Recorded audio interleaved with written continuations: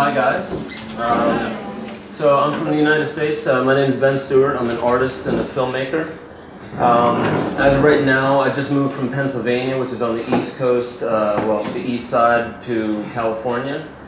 And since I've gotten here, I've actually learned quite a bit more from Max, who you'll see later on today, about what's happening with Fukushima.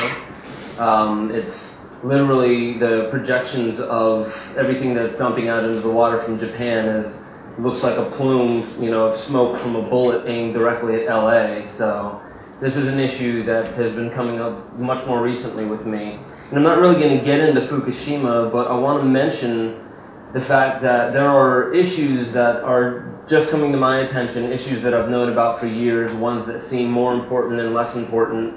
But the bottom line is the reason why I actually 2-3 times a year travel outside the country to come visit communities all around is less for me to be able to come here and tell you what I think and teach you guys. It's really more or less, I've done a couple films and I've been blessed with a certain kind of abundance, which is I have no money, but still somehow I end up popping up in front of amazing communities in some of the most amazing places around the world. Staying with brilliant, like-minded people who serve their community, and it's really inspiring for me. So the way that I look at this is, I'm in university. I maybe did 1 year of actual college, and it bored the living crap out of me, and I couldn't do it because I really didn't like the format of it. I really personally like the interactive format. So Max and I were on, and Barbara, my girlfriend, we were all on the Freedom Summits, which was quite a bit, maybe 100 to 200 people at some of the events. And it was really just me and Max and Barbara and just one individual speaking to hundreds of people.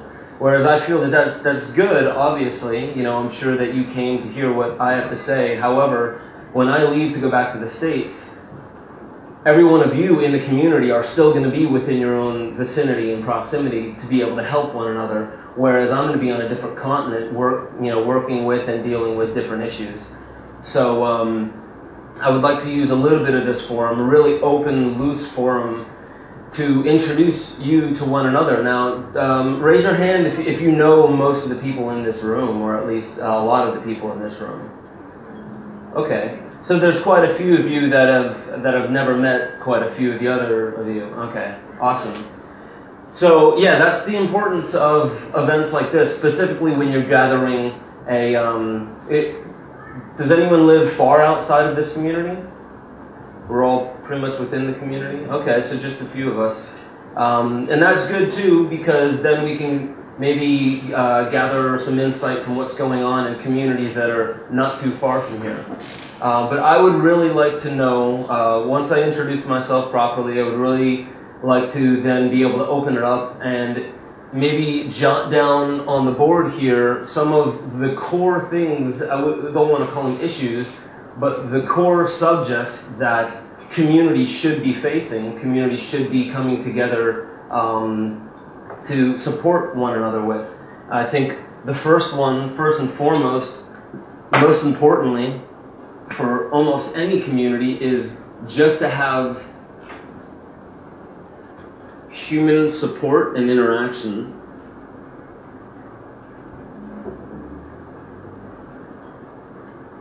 Forgive my handwriting, as I said, I only did half the year of college. And the next one, right off the bat, food. And it's kind of, you could flip-flop either of these because food is medicine. And I think that's one of the issues that we're not getting enough of today is our youth are growing up thinking that food is just for taste and it's just when you feel hungry, it's just to keep you going. It's for survival. It's you need to eat to survive. I do agree that food is for survival, but there are emotional things that are attached to your food. Why we eat for emotion, why the taste of food is extremely important. Most of the time, we combine so many different flavors that we hardly know what whole foods taste like.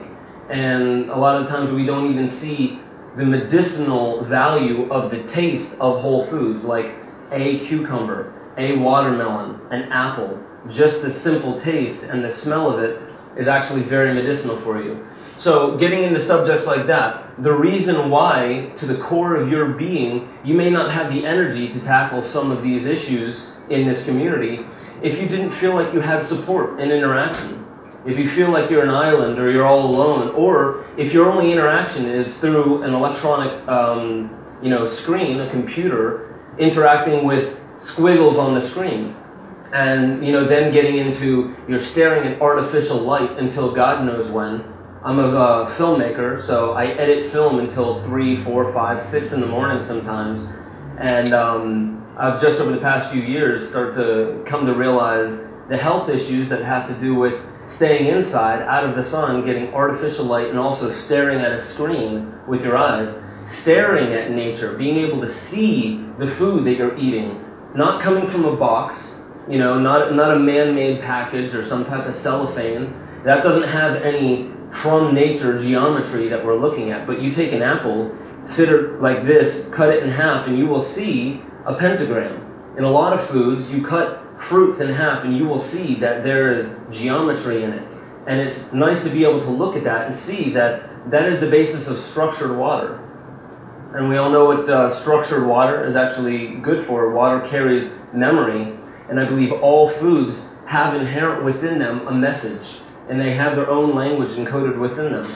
So when we add preservatives and fungicides, pesticides, genetically alter that food, we're actually altering the message from nature. So when you're eating food, part of the medicinal value of food is actually, as I said, the taste, the smell, the look, everything about it. And also, I guess I'll just hop right into it. One of the things I find to be extremely important for every individual to know, I think children shouldn't be leaving high school with simply degrees in how to become a psychiatrist or a counselor or work at a 7-Eleven or maybe, just a technical work. There's a lot of great things that we actually do get from the educational system, but the amount of things that we don't learn, like how to take care of ourselves, the importance of why we should actually grow a lot of our own food. It's all right to be able to go to farms and grab food from other people that we didn't have a personal relationship with, but just to have certain core things that feed yourself, herbs, the basic foods, lettuce, onions, garlic, tomatoes, things like that. Hippocrates said, "Let food be thy medicine and medicine be thy food."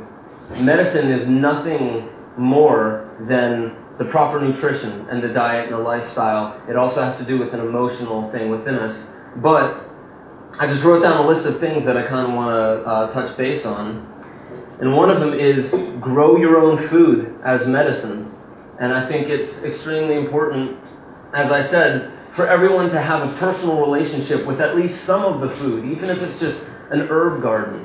And make sure that you spend time with those herbs. You've planted them, you've watered them, you've cared for them, and they've gone through an entire process of from a seed to a mature plant to the plate into your body.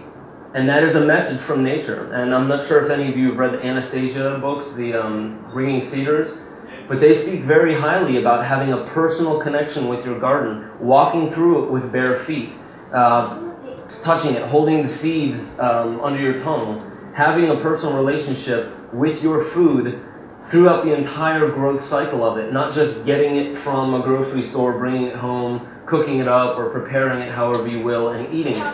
That is nutritional. That is very nutritional, but plants are quite intelligent. So if you give the proper respect and the time and the energy to plants, they get to know you in a way, and they get to know what would be medicinal for you. And also the weeds that grow through your garden that you can't get rid of, take a look at the properties within the weeds in your garden as well. But that's just one point. The whole food point is just one thing that I wanted to mention, that this is a part of one thing that I see that is very much so lacking in communities, and also lacking in the way that we rear our children, is I wasn't ever taught as a child, and most people in the States, I'm not sure how it is here, it seems a little bit more intelligent here, but in the States, there are people who don't even know where chicken comes from. They think it comes from the grocery store. I've met 10 to 12-year-old kids that have no idea, and they even know that, oh, this is a chicken running around on a farm, this is chicken on my plate, but they still didn't have the intelligence to put two and two together that chicken that is on the plate is the same thing that comes from the animal. There's an issue with that. That's completely being devoid of medicine. The food that we eat is our medicine. And I think that, especially with farms and supporting your local farmers, you're allowing that to be communal medicine, medicine for the community.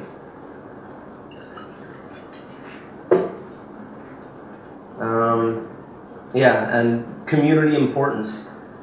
So these first two things, the importance of community. Now, I've recognized that I kind of approached everything wrong, and I'll introduce myself a little bit more as to what I've done and how I actually ended up here. I've been a musician since I was a little kid. I've always wanted to play music, and I realized that there was a strange therapeutic value to art, any type of art, because art is self-expression. And so all the talks that I give are basically, they're based around art and showing the therapeutic and medicinal value of being able to express yourself purely, honestly, openly, genuinely to your community. So I would go and I would tour around and I would sing. I was a singer, and I would write these lyrics and I would sing them, and I would perform, and people would get up and they would dance, and we would have an amazing time, and dancing, moving the body around, getting the energy flowing. This is what tribes were doing for however long.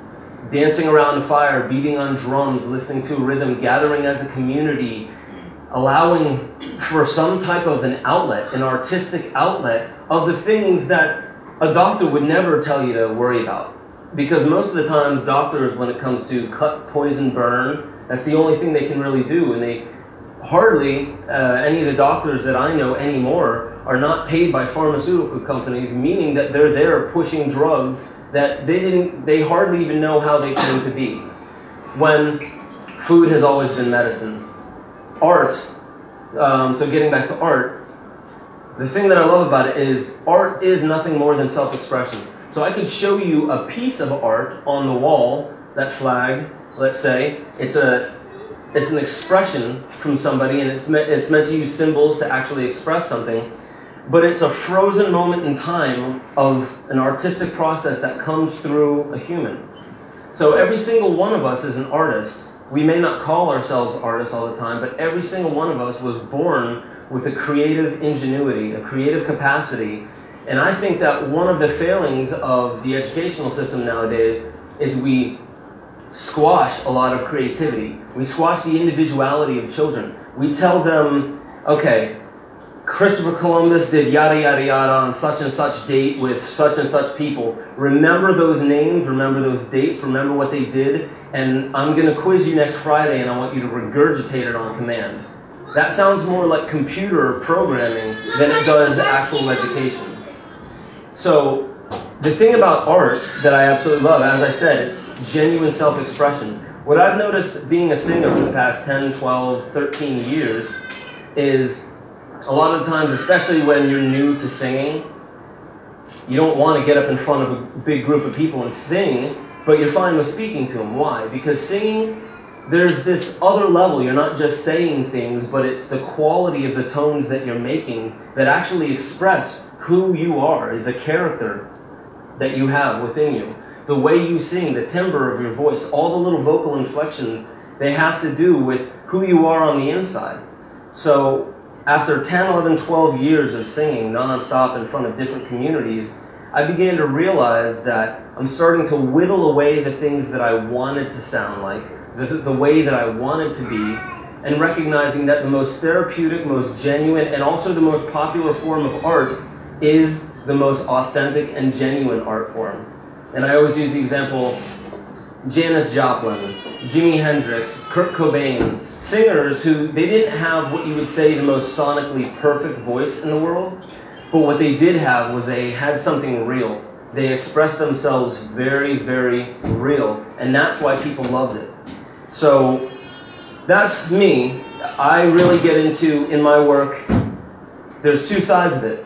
You have to be doing the inner work which is working on yourself and learning how to express yourself genuine, being honest with yourself and knowing how to open yourself up to the community. Because if you can't be honest with your community, you're not really going to get the support. And the interaction is also going to flounder. Because it's very easy to tell, whether you can tell why somebody's being guarded or why somebody's being a little bit standoffish or mistrustful or untruthful. But you can tell when somebody is faking it or just trying rather than actually just being themselves and being honest and open. So it's come to my attention that this is something that I've had to learn quite a bit more recently, which is why I like this open forum type of format with the community, is I was always a musician and I always liked to keep the way that I wrote my songs very private. I didn't like anybody knowing the magic that I put into it because it had a certain type of appeal. You would hear the finished product afterwards. You would hear the song and you'd be like, oh man, how did you put those words together to come with this message and put this type of music and yada, yada, yada. How did you do that? And I would keep it very, very secretive. So when I started doing films, if any of you have seen the films I've done, Esoteric Agenda, Kymatica, and Ungrip, they're all up online for free. And I've had many people that come to me and they're like, hey, we should work on films together, or we should work on projects together. And this was actually my failing. I began realizing that I was pushing other people away because I wanted me to be able to express my art, but I wasn't allowing for interaction, collaboration. And I started realizing that that is so incredibly important because if you look at, let's say, classic artists, classic rock bands, however many amazing artists you can say from the 60s and 70s, they would look at other artists in their community, their global community of artists, and they would be like, why is this band so popular? They're doing a different type of music. They have a different type of style. Theirs is a little bit more upbeat and fun, whereas mine is a little bit more down and like kind of depressive and dark and ethereal. So what is it about these other artists that works? And then you watch it and you realize it's nothing that they say, it's not the chord progressions they use, and it's not any of the things, it's not any of the specifics of music or of art, it's the essence of it. It's a way. Max was showing us, what was his name, Paul Gilbert? Paul Rogers. Paul Rogers, yeah.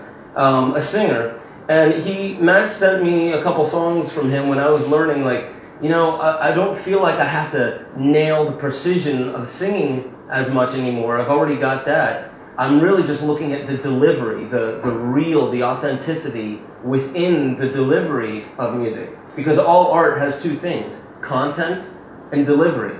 And delivery is extremely important. Like if you were to say to a child, apologize to your sister for kicking her. I'm sorry. Delivery. Are they sorry? Content was perfect. They said, I'm sorry. But the delivery was not there. That's what art is. It's showing you there's an essence, a way that we put our message across. And that's what I've come to understand about art that's so important. It's very important in community to have specific things that we're working on. Make sure that our food is clean. Because all else has failed if we cannot feed ourselves correctly with pure foods that haven't been genetically altered or many other different things that aren't good for the physical anatomy added into our food, we can't be healthy enough to even enjoy the art and enjoy the community. So what I began realizing when Max sent me that was it took me several years after he had sent me that. It actually took till last night when we were listening to Paul Rogers and listening to him sing that it wasn't anything that he was doing specifically. It was the fact that it was so real and it was very, very simple. He didn't have to do this Mariah Carey sweeping of 500 notes within, like 5-second holding out of one note. It was how simple and how real and how genuine you can make those notes. So that's the thing that I realized with art. There's a lot of resources you can use. Like when I'm writing lyrics, there's a lot of words at my disposal to use. But it's not about using all of the words. And in the same way with food, it's not about using everything that we could find. It's about finding the right words. It's about finding the right foods and realizing that the right words, let's say, when you're singing lyrics, the right words and the combination of the right words will bring the audience or the listener to a point where it's not this word, it's not that word, because it was a combination of the words. So it's none of these words, it's something in between. It's the space in between those words, the essence of it. And that's what I love about art. So that's where I come from, and that's actually one thing that I very much so enjoying being able to share with communities, is the fact that yes, there are a lot of issues that we should be dealing with, and again, I want to get to a point where we can speak out some of the issues, even more specific than just food and community. But I want to get into the specifics of what this community really thinks is important to work on. And then I want to also bring it back to recognizing that it's not just about solving food, make sure our food is clean. Because food isn't the basis of our health. It is a large portion of it. But also the way that we interact with others, the way we interact with ourselves, will allow for that food to become medicine. And what I'm talking about is, before you eat, when there's food on your plate, how is it prepared? What energy were you in? Were you watching the TV? Was there sex and violence on the TV? Were you in the middle of an argument with your spouse or your kids or something like that? When you were just about to eat, or when you were actually shoveling that food into your mouth unconsciously, what were you doing? What was in your heart? What was the essence? What was the overall, after you had eaten and you look back like, oh man, I was pretty upset while I was eating. So what was happening to that food? Because there's a reason why every single religion has a form of prayer before eating food. There's water in vegetables and fruit. And as I said, structuring water is giving that memory, that essence, the stuff that flows between the things. The reason why juicing food is you're getting rid of the fiber and you're just getting the essence. All those micronutrients, the essence of the food. So when you're chewing that food and you're structuring it in your mouth while you're thinking of how much you can't stand that person who slighted you yesterday, or you're thinking of something that doesn't really serve you. And in France, they're really big on, you don't talk about business when you're eating. They don't have business meetings and mix them with food. And there's a very specific reason for that. Because you are structuring the water of your food, the essence of your food, your meal, your medicine, as you are eating it. And it's taken me a long, long time. As much as I could have said these very same words 2, 3, 5, 10 years ago, but I wouldn't have meant it as much as I do now. Barbara and I, every single day, not religious by any means, but every single day before we eat, we sit together in silence and just open ourselves up to be able to just to thank the fact that we get to taste food. As simple as that. No elaborate prayer systems or anything like that. Just saying, yes, I am happy that I'm going to be able to eat pure food. It was prepared in a very lovely fashion, and we have openness in our hearts to be able to receive whatever that is. Because in the same way, if you ever heard of some of those radical churches where people will get up in front of 1,000 people and they'll drink hemlock and they'll walk across coals and things like that, and their body seems to be impenetrable to poison and heat and sharp objects. It's the same thing the other way around with medicine. Your body may not even allow for any medicinal properties to enter your body from the food if you are not open to it. Meaning your energetic and your emotional state while you're eating food, I would say, is just as, if not more important than the types of food that you're eating. So a lot of the times we're freaking out about, I don't know, they didn't list all the ingredients and I don't know what this is. I either eat it now or I don't eat it. Well, put yourself in some type of manner. I mean, like if there are people drinking hemlock and surviving from it, then I'm sure some of the chemicals and some of the foods, it'll take years and years to add up. Now, I'm not saying, be all right with chemical additives and GMOs and things like that. However, recognize the importance of the energetic state, the emotional state, the psychological state that you are in as you're eating your food. So,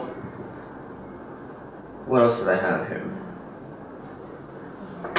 Because I believe Max, hopefully, is going to talk a little bit about what you talked about last night, which is the very simple essence of how we should be approaching government and so-called government, such as council around here. And I wrote last night when I was just jotting down some of the things that I wanted to share with the community, sometimes I try to put things simply in a poetic way to really get at the essence of what it was I was feeling at the time. So I wrote down, allow yourself to get lost in the moment with awareness. Getting lost and carried away in the moment with awareness. In a sense, actually getting carried away with awareness. So last night we were listening to music, and a lot of times I get very rigid with mindfulness and trying to be very present and in the moment so I know where my heart is at. But sometimes I become very rigid with that, where I feel like I'm supposed to be doing something. I'm supposed to be doing my mindfulness, rather than allowing myself to get carried away. So there was amazing music, Paul Rogers and a bunch of other bands that we were listening to last night. And I was trying to write down notes for today, and I realized that the music was so amazing that I was torn between the two. Do I ignore the music and just write down my notes, or do I just get carried away in the music? And then I realized, as an artist, we see the abundance of everything. Rather than walking into a room and seeing what's missing, we see that anything is possible within the confines of this room. This room is abundant with possibilities. It's the space in between the resources where the abundance comes from. There's finite amount of resources, but there's infinite amount of things that can happen in this room. So the beauty of that is, as an artist, I realized, why am I limiting myself to thinking that I can only listen to the music or only jot down some notes for today to share with you guys? I realized that why not become carried away in what it is that's drawing me towards the music and allow that to be the basis upon which my mindfulness will flourish. So instantly I found a way. And one thing that I really wanted to share, because again, we're going to be speaking about specifics that we can work on. However, I want to consistently draw the mind back to balance. There's the very specific left brain, and then the right hemisphere is very abstract. Just like water, it's very formless, and that's great. Water to, let's say, water your garden.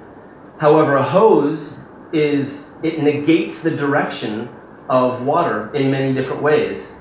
Let's say here is a hose, and water is coming out this way. It's very good to have a bunch of rules, universal rules and regulations on that water so you can direct where it goes. Water can't go this way, that way, that way, that way, that way, 360 degrees. It can only go that way. The left hemisphere of the brain is very constrictive. The right is very abstract and expansive. It's good to have that expansiveness so you can think outside the box artistically. However, it needs to be channeled into this three-dimensional world, into these words that, for the most part, we look at words as having a boxed definition. And I may, towards the end, get into the fact that a boxed definition of something doesn't have to mean that there's a limited amount of space of what that word means. You can use that box as a platform to infinity. And that's what I speak about with art. When you look at an issue, let's say if we're dealing with a legal issue or an issue with our government, and we say, yes, but this is what they've got us in. They've got us in a trap, in a box. Well, that's because your mind is only thinking of the way that what you call a trap works. But artistically, you see the abundance in that problem. You see the abundance and the infinite amount of potential that comes from that issue. Meaning, you can use that issue as a platform to really get the real message across. So, I lost that last part. What was it just? Oh yeah, okay, so the right hemisphere and the left hemisphere. I want to keep bringing people back and forth to recognize it's not all about the abstract essence of life, and it's not all about the specific things that we need to deal with within community. It's about being able to step between both worlds and knowing which one serves the moment. Not serving you, because, as I said, when I started serving, when I made films and I gave them away for free, that was like a small little statement to the universe to allow for a little bit more abundance to flourish in my life. Because I've never had money, I've never had many opportunities. Well, I can't say that I've never had opportunities. I've never seen the opportunities as well as I do now. And the beauty of being able to step back and forth between the abstract and the very literal and the very critical is by recognizing that I am an instrument to serve. Now, I can not use myself in that way, just in the same way that I could use a trumpet to try and chop a piece of meat in half, or maybe like, harvest the vegetables. However, that's not the instrument to use at that time. So, what is thriving in the moment? Is it your abstract mind? Is it the very literal and critical mind? So it's really getting into the flow and the essence of who you are and where you are at in the moment. It's a living teaching. It's not about reading a book and figuring out how to deal with corrupt or tyrannical government, because that book is nothing but a bunch of abstract ideas. You have to meet those ideas halfway. That's the beauty of art. Art isn't going to spell anything out for you. Actually, the best art beckons you to come meet it halfway. Like, what is that? It's abstract. Oh, it looks very feminine. Ah, no, I see very jagged, very masculine things out of it. Well, who's right? Who's wrong? It's in the eye of the beholder. Beautiful art is something that can help anybody in any different way, because what it is doing is it is allowing you to become, let's say, interactive within the art. You're stepping into the art. You're meeting it halfway. And how you do that is by asking questions. Very simple questions. In fact, the simpler the question, the better. Such as, who am I? Why am I here? What is my purpose? The simplest questions. However, it's always those simple fundamental questions that seem to be the most elusive. Because when you can humble yourself to the level of being able to say, I'm not even sure who I am.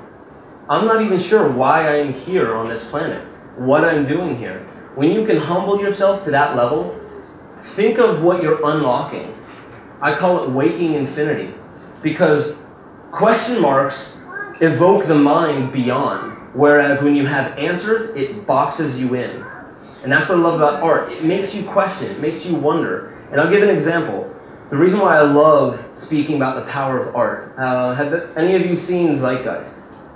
The film Zeitgeist? Yeah. Okay. Well, since many of you have seen it, I'll use this as an example.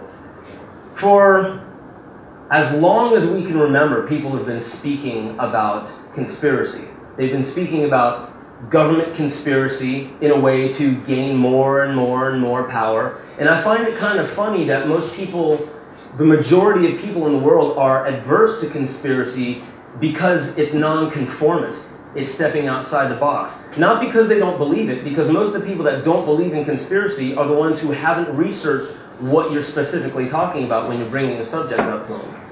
So people have been speaking about corrupt government and conspiracy for hundreds, if not thousands of years. I would say probably more than many thousands of years.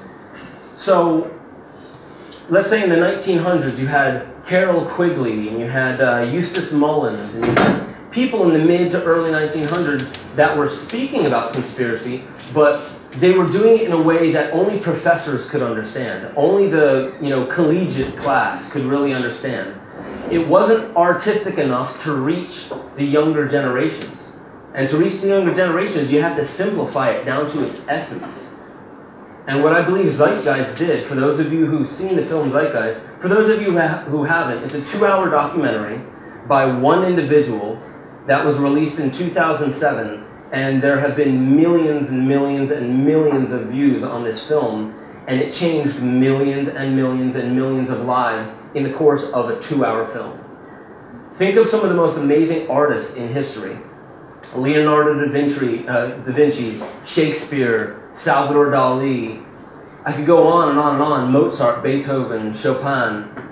These are artists that with their art, within the course of the beginning of, let's say, a song to the end of a song, a few minutes or a whole concerto, maybe 15 minutes, changes somebody's life. So I've had many friends who came up to me who I knew before they saw Zeitgeist, and then I didn't see them for years, and they came up to me after Zeitgeist. And I asked them, you're really into some things that I haven't seen you into for a long, long time. What changed you? And most of them say, oh, well, I saw this film Zeitgeist, or I saw Loose Change, which was about 9/11, or I read this book, or I saw this movie. Some form of art changed their life. Now, Zeitgeist, all it did was it took separate topics. They talked about 9/11, talked about religion, talked about banking and Federal Reserve, mostly stuff that's going on in the States. But they talked about some big, open-ended, who are the elite? What's actually going on? Wake up. At the very beginning, they had an alarm bell going off and an eye opening up. And these little symbols really make you wonder, like, it's time to wake up. It's time to wake up to something. And the best art doesn't tell you what you're supposed to be focusing on. It gives you a few examples of what to focus on, but it shows you that there's much more beyond that we should be questioning. Because it's the simple act of being able to question authority, question our own thought processes, question absolutely everything that we put in our mouths, on our skin, in our hair, on our teeth, on our armpits, the clothes that we wear, the detergents that we put in the clothes that we wear. Question all of it. Because half of it, maybe more, could be quite benign. However, if even 15% of it isn't benign, wouldn't you want to know? If the food that you were putting in your body wasn't put in there in your best interest, actually, even if it was maliciously put in there, which what's in our drinking water, our tap water, I would say it's beyond ineptitude. It's beyond invalid thinking. It's beyond just, what do we do with this industrial waste? Let's just throw it in the water. I think it's beyond that. It's for our teeth. Fluoride in our water for our teeth, really? I think that's more malicious than it is just inept.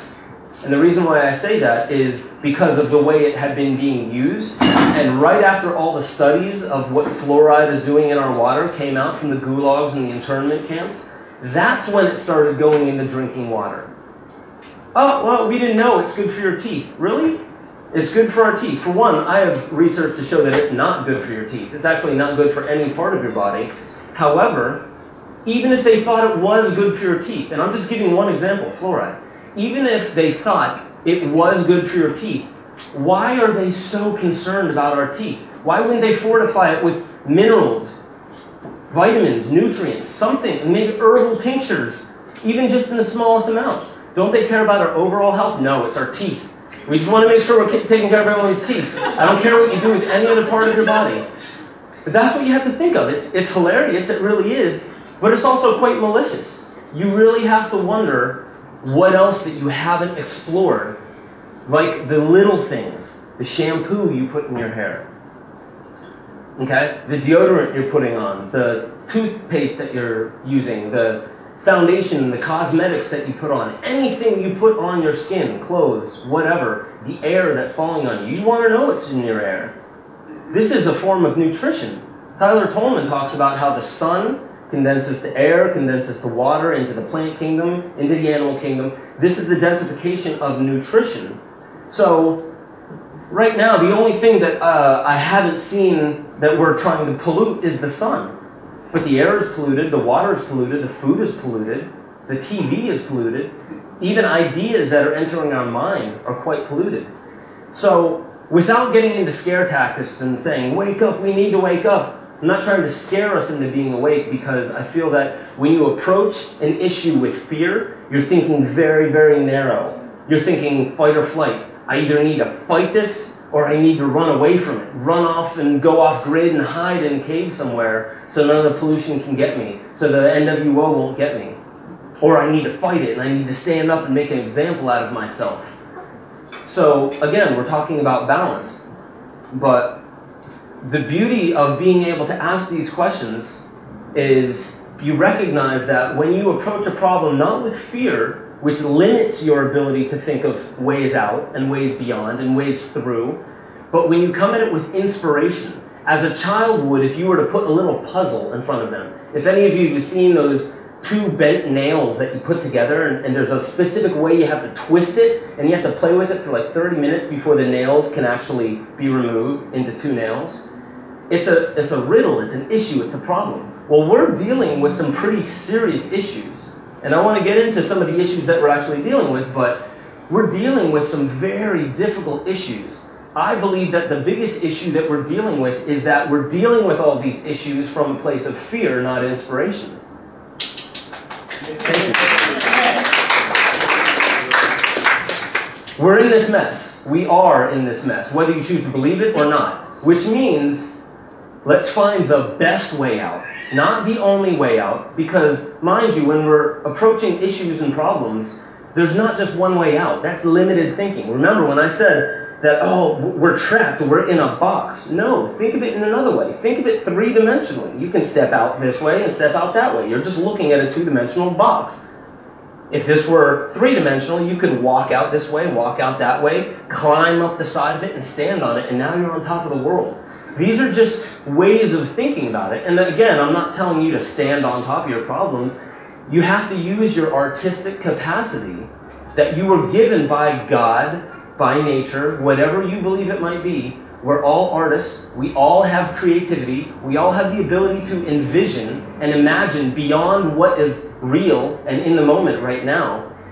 And we weren't given that because God didn't want us to be bored. We were given that because there is a key there. And I believe that our artistic capacity is the very key to our spiritual evolution. There is a link behind or between our artistic nature and our spiritual nature, our ability to be able to envision and to think beyond. You look at nature and the way it evolves. Okay, the mineral kingdom to the plant kingdom. Minerals take millions and millions and millions and millions of years to evolve and to move from here to here, right? Plants take one season to go through an entire process, show their beauty, show their colors, and then they die and they wither, and there will never ever be another one like it. And it keeps happening every single year, back and forth, until you start noticing that they're stuck in the ground. They can't move around.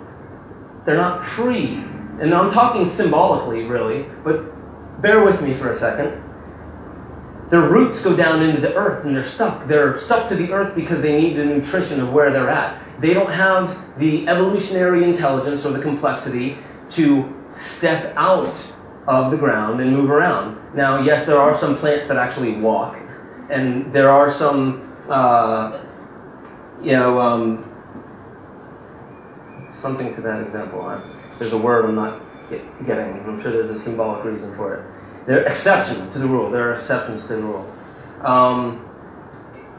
Then let's say the animal kingdom comes along.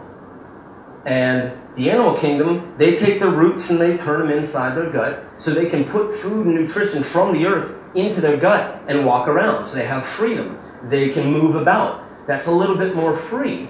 And then we get to the human kingdom, and we're still free and we're still walking around, but we have freedom of one other thing. We're not forced to follow a pack or a herd mentality. We have more freedom to make our own choices, our own individual expression. It's artistic. I really do believe in my heart of hearts that we are moving in an artistic direction from a very constricted, restricted place where the mineral kingdom hardly moved at all, where it was just crystalline structures, and then it went to the crystal kingdom, because crystals move into form, and then it spends all of its life energy to move into form, and then it's done. The plant kingdom conquered that, because the plants continually move into form, in and out of form. Okay? So, as I said, to the human kingdom, where we have the seed of an artistic capacity.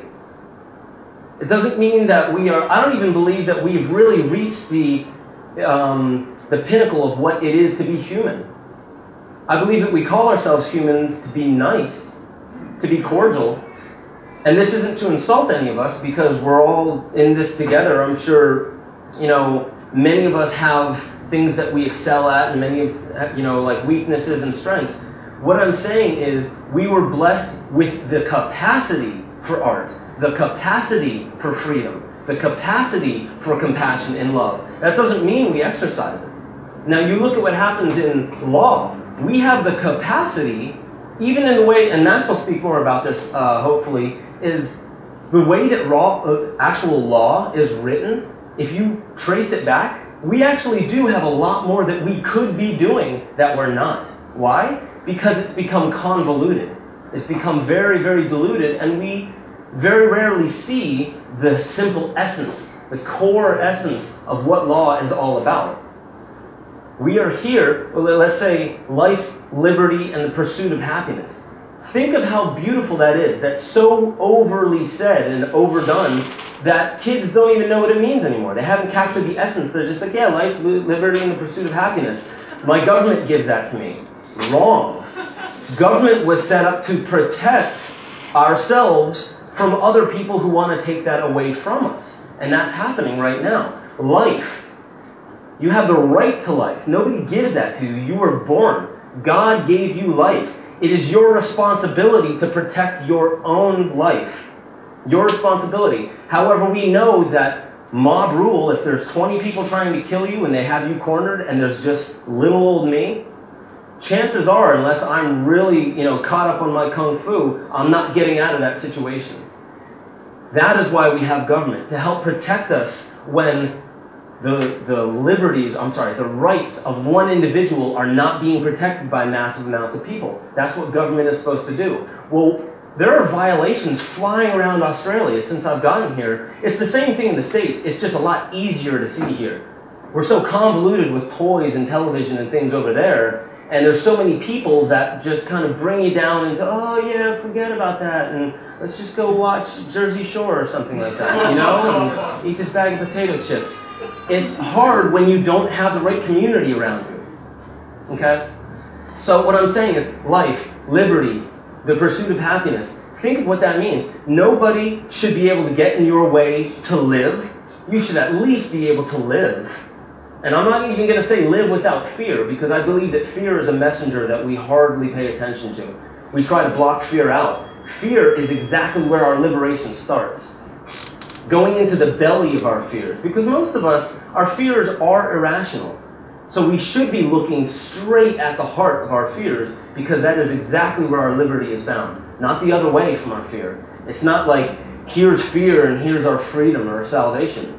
No, it's straight through the belly, through the core of our fears. So, back to the point. Life. You have life. Protect it. So liberty, your ability, and I believe that, the pursuit of happiness, nobody should stop you from being able to live.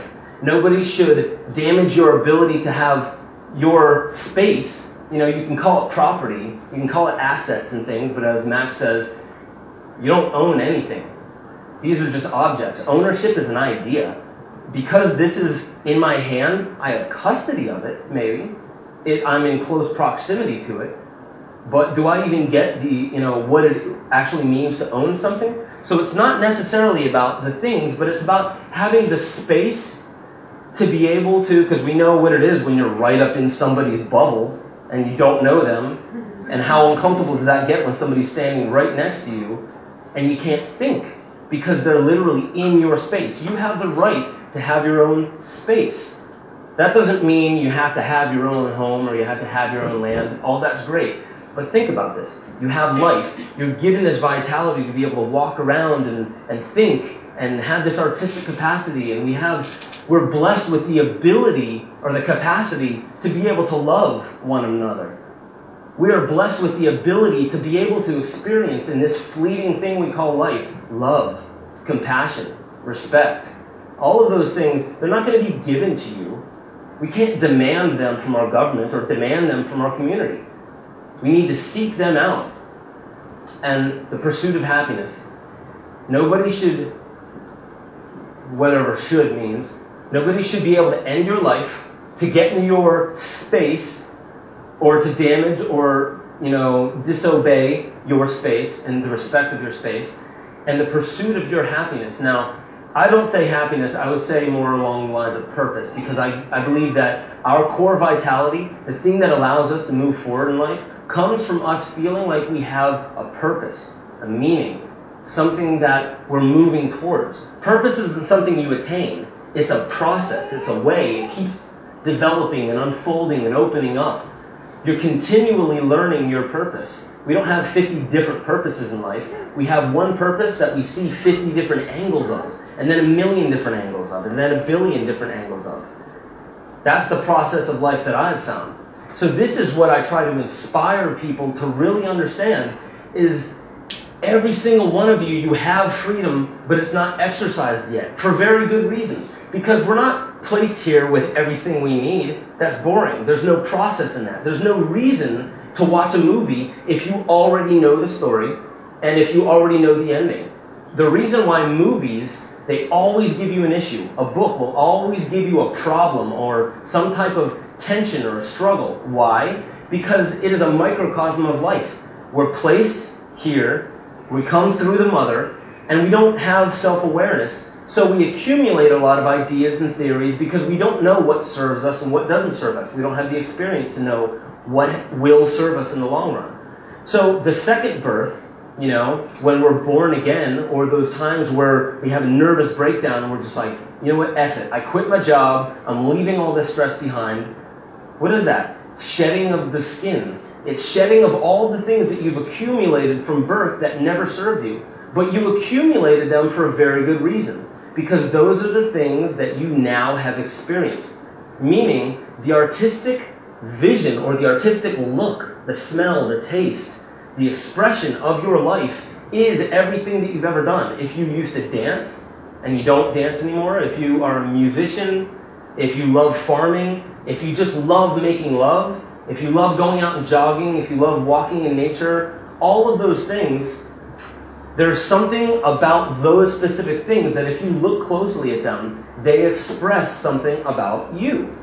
Actually, the way you look, your face, your posture, your health, the tone in your voice, the look on your face, the blemishes on your skin, everything about you, your character, if you have a really nervous laugh in public and stuff like that, any of those things, it says something about your character. That is why I really do speak about, with all of the stuff that we do in our community, all the physical things that we do, you really need to balance it with inner work. And I'll read that one line again. Allow yourself to get lost in the moment with awareness. Learn how to do exactly what you love in every single moment. Don't allow the moment to feel like you can't do what you love. Find how the moment is an opportunity to find that you love more in that moment. Give yourself this time to love something in the moment. Many people are at their work or washing the dishes and doing things that they don't like, and they're just like, I can't wait till this is over. I can't wait till Friday so I can go out and drink the week away, right? How about trying to find what it is you love within the chaos? When people are like, I can't meditate because it's so noisy outside. Meditate through the noise. Let the noise be a message. Nature sent it for a reason. You are in that circumstance for a reason. I can't meditate because I have to sit here and wash the dishes and clean the house. Use washing the dishes, feeling the water, feeling the temperature, the simplicity of life. Use that to find a way that you love the simple things in life. Gardening. When I started getting into gardening, I started realizing that my mind was just poetic. Every time I would pick a weed, I was like, I don't have to stress out, I got to get all these weeds out. No, I actually wanted to take my time. Each weed, I expressed my thanks and my gratitude for having a physical way to express that I am tending to the garden of the mind. I am picking the weeds little by little. When you go out and you pick weeds in the garden, does that mean the job is done and they won't be back next month? No. It's the same as the mind. You always have thoughts, random thoughts that won't serve you. Most of the time, some of the thoughts that you have, they're showing what your emotional state is, and you're just not being attentive to it. So we get caught up in fantasizing about what it is that our radical thoughts have been doing, and then you fantasize it, and then you get pissed off at somebody who didn't do anything because you fantasized about them saying something that you expect that they might say because you're wearing a certain type of clothing, right? None of it's real, but it still affected you physically on an emotional level.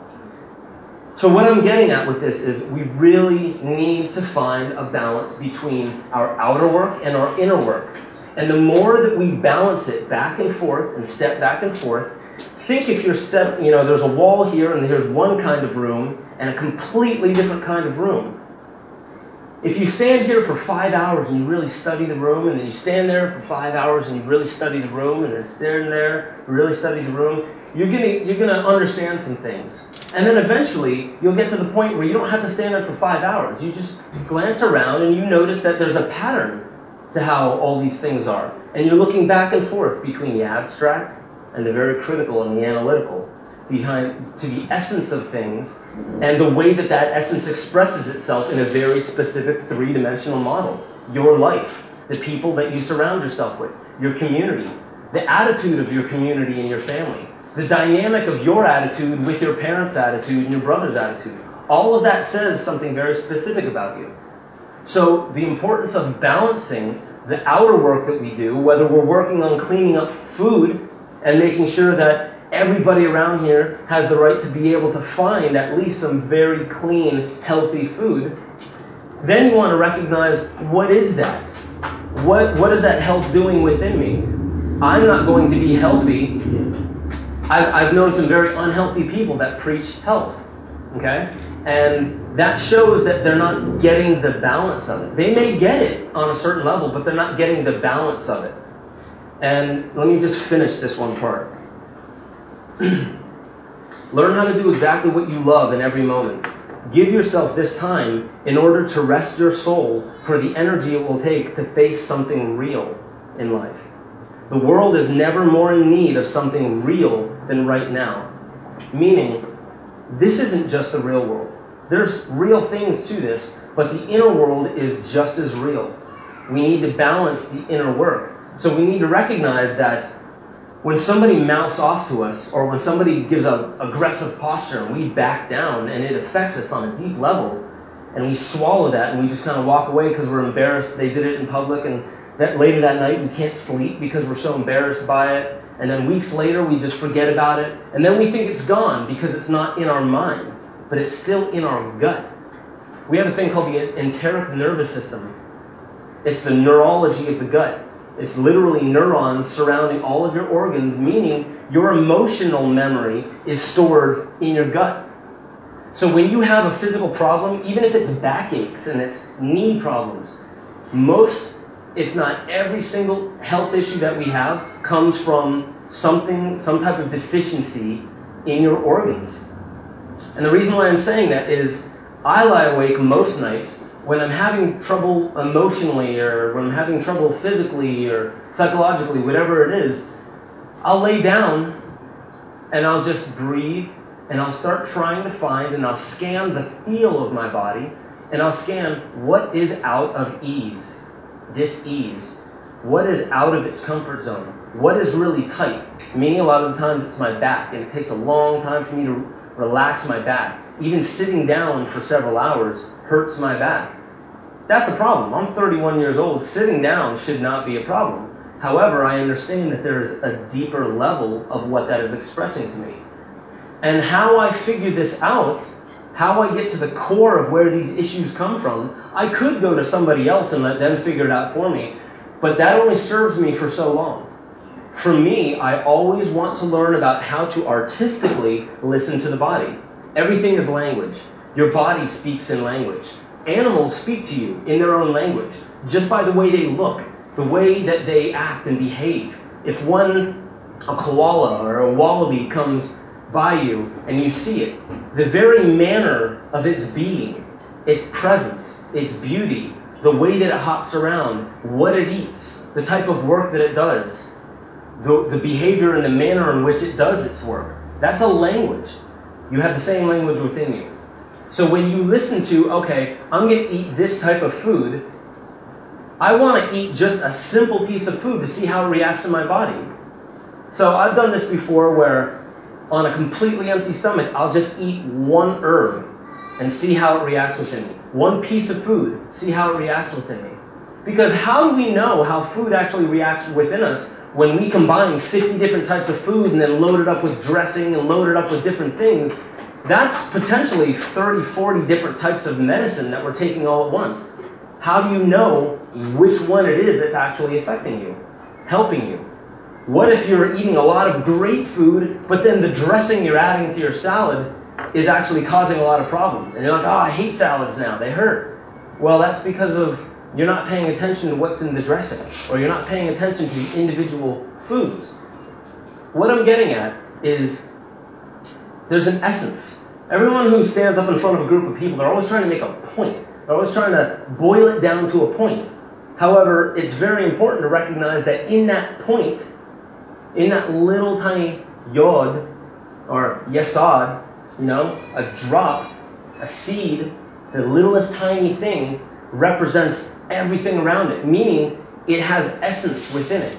How does a little tiny seed that we plant in the ground know how to grow up into a huge tree?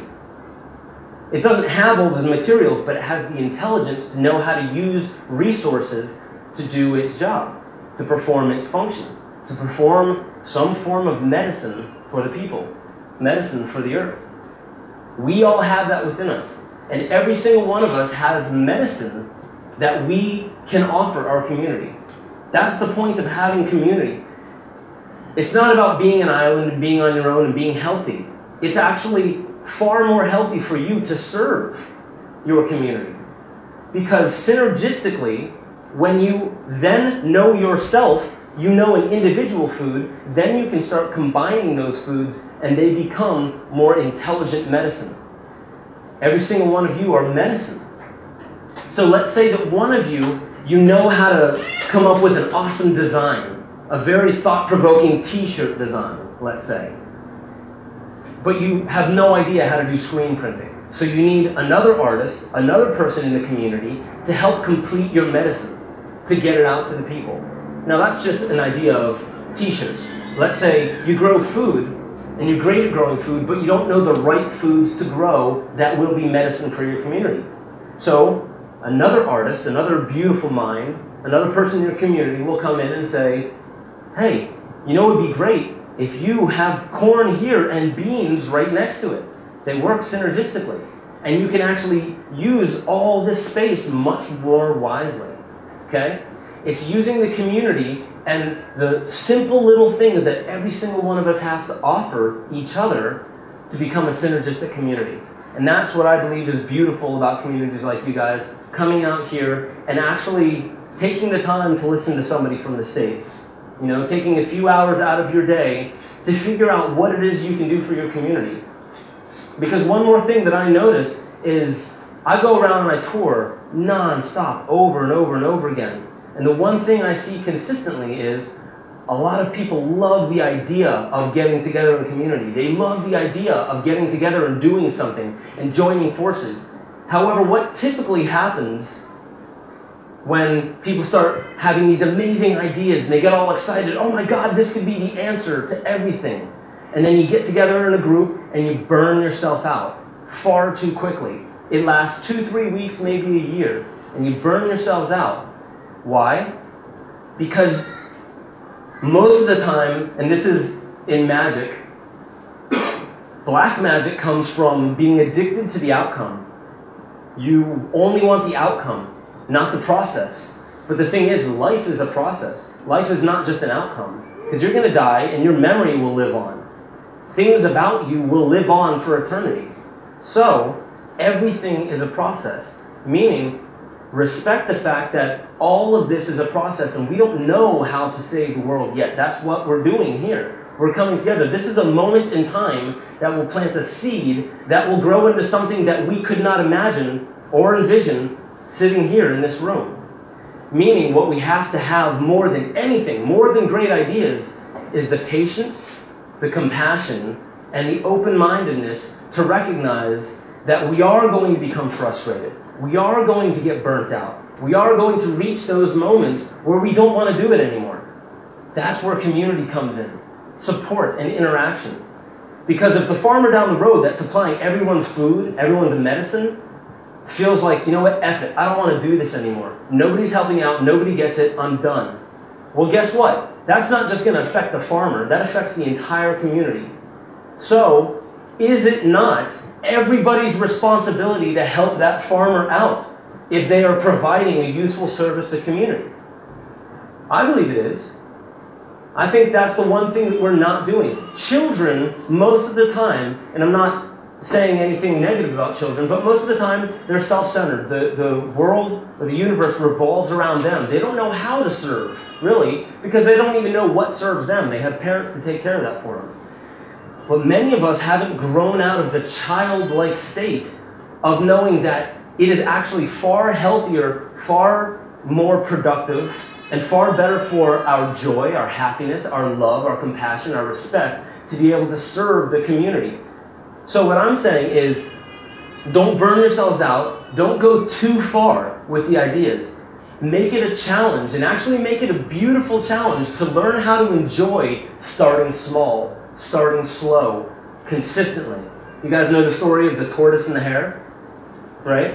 Slow and steady always wins the race. And I say it this way. Maybe that jackrabbit doesn't feel like laying down on the job. So maybe he will win that particular race. But what I'm talking about winning is something that is good for all. It doesn't matter whether you do it first and it was your idea and you were the one that created the salvation for all of humanity. That doesn't matter. The turtle, eventually, slow and steady, knowing how to pace itself, will cross the finish line. And that is where I believe our power really exists. Recognizing that it's not going to happen overnight. Appreciate that fact. Don't let it frustrate you. Appreciate the fact that it is going to take possibly the rest of our lives. Your diet. Many people that they try a diet and then they fail within a week and then they just say, I hate that diet. I can never stay on a diet. It's because you wanted the result.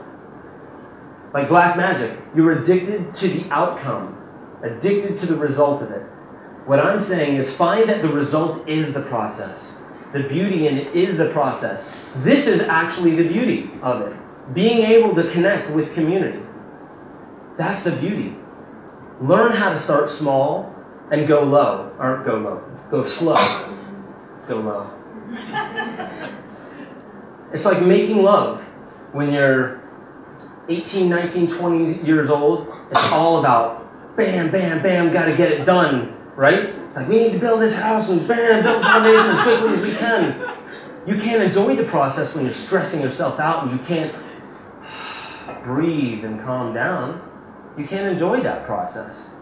I notice that with me, when I'm washing the dishes, my neck gets all tense because I'm like, I need to get this done so I can go and sit down and do nothing. Right? I want to relax, so I need to quickly do this so I can go and relax. Why don't I relax through the process of everything? Breathe through the process of everything. That's why in most religions, in Buddhism and Hinduism, they put so much emphasis on breath work.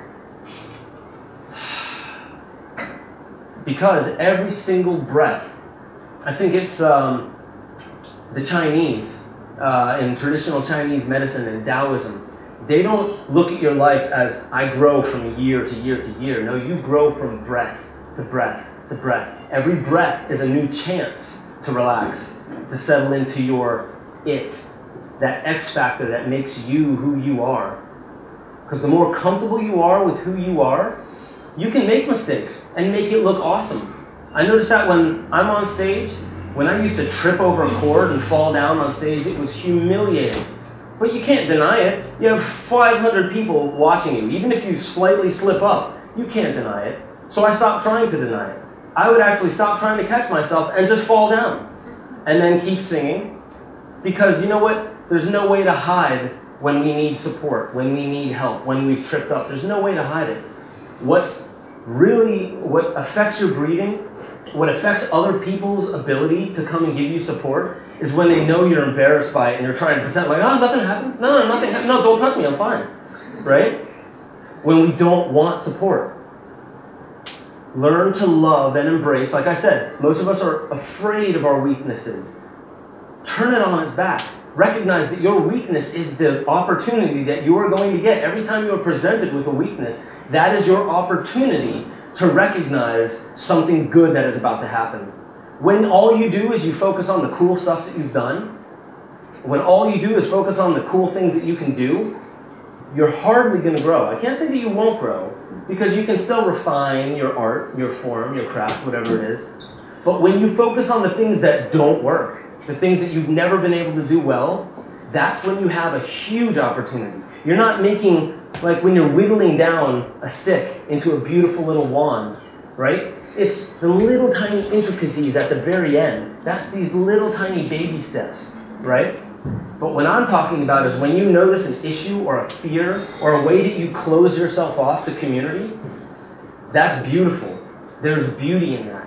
Recognize the beauty in these issues, because that's when you're taking a huge chunk off of that piece of wood that doesn't need to be there. It doesn't serve the greater beauty of the art form.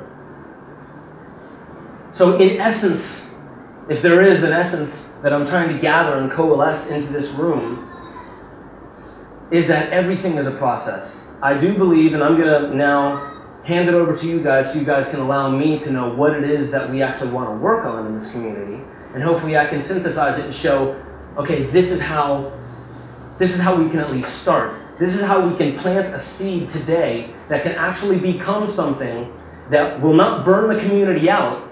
Because every time you burn yourself out, when you try a diet and you fail, that's actually disadvantaging yourself, because you're like, oh, it doesn't work. And then you place that idea, it doesn't work. And that weighs you down a little bit. And I tried this diet, that didn't work. And it weighs you down a little bit more.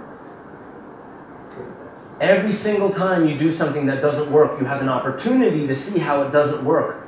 But when you allow it to damage your spirit, when you allow it to dampen your soul, and dampen the vitality that you bring to a situation that we have in the world, we need to recognize that burning ourselves out is not going to help anybody in the community. It's not just disservicing you anymore. That's where I believe humanity's at right now. For the past however many millions of years of evolution of humans, we've gotten to the point where I think, because like a cell will die far quicker than a full human being, and a planet has a lot longer of a lifespan. But when you look at it in ratio, our species is adolescent. I believe that our species is actually going through puberty. It's coming into its adulthood. And the essence of adulthood is not just being able to have sex and have children. That's not the thing about being an adult. It's about knowing that your actions have consequences. The things that you do, like you watch kids and they love stomping on crickets and stomping on living things. To know that I commanded that. I ended that. I did that. I made that piece of art. I made that water splash around. I did that. We like to see that our actions actually make a difference, even the smallest bit. Why do you think bullies bully? Because they want to know that something that they do actually means something out here. So when we get together in the community, we will recognize that as a full community, every action that a community makes is a millionfold more powerful than an action that a single individual can make, as long as all of those individuals recognize that we are synergistically helping one another. That's what this is about. Hopefully today, we can plant the seed to know how to move forward. Not solve the entire riddle, but take the first step in a million-step journey that we're about to embark on. So, these were obviously my suggestions up here, and I'll write it in different color maybe. What are some of the issues, or some of the things, and it doesn't have to be an issue, but some of the things that we think are important to work on in this community? Not to put out on Facebook so billions of people throughout the world can work on this. It may flood into that, but what can we do? These are our resources. Every individual in here has the creative capacity to figure out how to help our own community right here, right now, and be a living example. Thank you. So, I really want to hand it over to you. I'm not sure how much time I've taken, but I really want to take some time, and then we can keep going back and forth. It's a very open, loose forum here. Raise your hand if you have an idea of some of the important things we need to be focusing on as a community, and then maybe we can whittle it down to the essence. Yes? Networking our resources. It seems a lot of groups, get together, get good ideas, but then we fractalize and reinvent the wheel a lot of the time. Okay. So sharing and resources, yeah. Networking them together. So we might have 3 groups all working on a common theme, but getting them to network in so we can share those resources amongst ourselves. Very true. There's 2 things I want to say about that. You mentioned many groups working on the same exact thing towards the same essence. I notice that a lot, especially in the truth movement or the freedom movement, is you have a lot of different groups working towards the same goal, but they don't know how to work together. They don't know how to support their own community. Because the thing is to know how to support a community, you have to know how to actually adapt and adopt some of the values of the community. So when many different groups refuse to get together, ego. It really comes down to ego. It comes down to the fact that I want it to be my idea. I like my idea more. Let's name it what I named my thing. Yeah, you can come and join me, but it's going to be under my umbrella. And that's not a blanket statement. However, that does apply to a lot of people within the truth movement. So those are idea resources, but you're right. Resources. Let me just give one example. There's a guy, Charles Eisenstein, who talks about sharing circles or gift communities. And what that means is, this is just an example. It doesn't have to be this way. And if you like your lawnmower, awesome. However, why does a group or a community of 1,000 people need 1,000 lawnmowers that are used maybe a fraction of the time out of every week, only at a certain season? Resources, resources, resources, resources. You know, Peter Joseph, who did Zeitgeist, said something else about ideas. The amazingness of ideas is how to use resources better. Not to how do we find more resources, how do we use the resources we have in a smarter way? You know, because Apple, Macintosh, you know, the computer companies, their job, what they do is how do we get the return customers? It's kind of like drug addicts. They give you a great deal the first time you buy an 8-ball or you buy like a pound of pot. They'll give you a great deal. Why? Because the next time you come back, that's when they make their money. The next 50, 100 times. And I'm not here saying how drug dealing works, but how drug dealing works is a microcosm of how everything that you'll ever get sold, whether it be resources or even an idea, it works the same way. They want you to keep coming back because you're supporting their lifestyle. When you have a great booming business, why? Because millions of people are paying my lifestyle. So what I'm getting at, basically, and I'm sure you're already on to what I'm saying, is how do we use the resources more wisely? As an example, the lawnmower. 5 lawnmowers can take care of 150, 200, 300, I'm just throwing numbers out there, 500 families. Right? The right equipment. So think about that. Resources. We don't really need lawns though. Just plant food every day. Let's get rid of the lawnmowers altogether. There you go. Resources. Space. There's ground. There's earth. That's the thing. Like, there's roofs. Rooftop farms. We have window farms. Right? There's many different ways to grow your food. Right? I mean, and that's the one thing we have. The internet as a resource. Oh my God, if everybody realized how much of a resource that is, it's overwhelming sometimes, but if you have any question, oh man, I wonder if there's an herb that'll take care of my shoulder issue, my shoulder pain, or the problems in my gut. My pee smells funny. Maybe I'll Google why that might be. Oh man, my teeth hurt when I drink cold water and hot water. Why? Google it. Or maybe not Google, Bing, Yahoo, whatever it might be. Internet. Use it. Okay? It's an amazing resource. But yeah, lawns. Okay? We could be growing food instead of growing these awesome looking landscapes that let you stand on them or look at them. So, resources. And let's say, I don't know, I don't want to say management. How do I... Sharing? Maybe share, maybe, you guys get what I'm saying, though. We'll figure out a better word for that. But the resources, that's pretty broad. Are there any more, specific, even down to the specific things that we could be really focusing on? starting to put together like a food, and there are lots of food networks that are connecting all the food networks to do edible boxes, which will have like all food for the week, whether it's like coconut yogurts and kombuchas, using it like a lot of false products and with organic produce at a really cheap price, like talking speaking to a lot of the farms that already make stuff.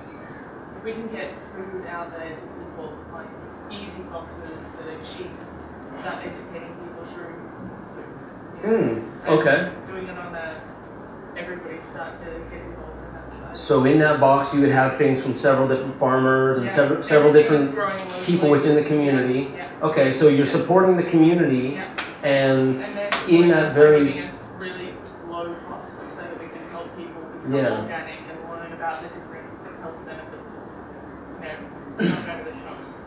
one very good thing about that, if anybody didn't hear that, having a box that people, the community can come to, and it has foods, kombuchas, probiotic things, detox supplements, but everything from the community, and maybe even a pamphlet showing that if you have these issues, here's more people in our community, here's how to support our community with a single, what's cool about that is you're not just telling people where to go to get it, you're compiling it, and then once they've seen the product, they recognize the label, they're like, you know what, this works very well, and this is right in my community. In fact, all of these guys are in my community. Okay. And come and help out with everybody as well, and that brings it back to the resources thing, like finding who's doing what in the community and actually bringing it together. So potentially we could get all organic farmers starting to do these things and then, teach them through the nutrition. So how do we say that? Like that's kind of like coalescing and bringing together different. I mean that would fall into the food, but that would be something more. What's that? Food sharing. Food sharing, yeah. Well, let's just put that here. Food sharing. And then so many branches come off that. People volunteering at the specific places where we get stuff and supporting. We do permaculture, permablitz groups as well. So people can come and plant gardens out and come and work at farms. Right. So in that box, there could be, let's say, a pamphlet that also educates them on why everything is important, and also community events. As well, because people often don't know what to do with that. Like they get a box of really healthy, yummy fruits and vegetables, and then they're like, so do I just eat it? Ways to what's good for what? Just simple, getting back to simple basic. Yeah. So and that would also be that's part and parcel to a form of education, but it's community education. Actually, let me write it that way.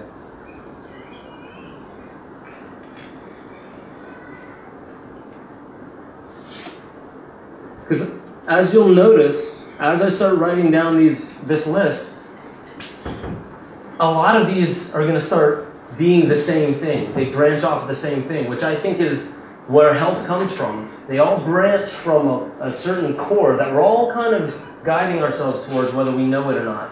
But they all have to do with many of the same things. So community education.